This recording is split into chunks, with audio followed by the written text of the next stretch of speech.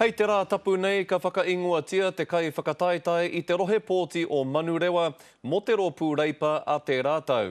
He take nui tēnei i te mea kei te whakawātea a George Hawkins i tana tūranga, me te aha kua roa taua tūranga e puritia ana e reipa.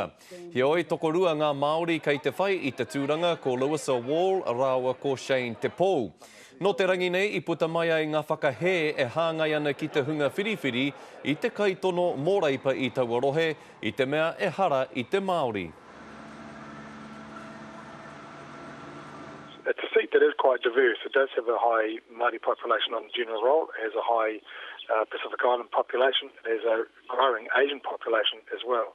And what we need to make sure is that we select a candidate who can work with all the constituencies and ethnicities in the seat and make a good local MP. He āmene tēnā ati, he Māori ki anoho ki roto i te rōpū a whiriwhiri, koe ka ea, kia tika ki anoho i roto i te tūru nei.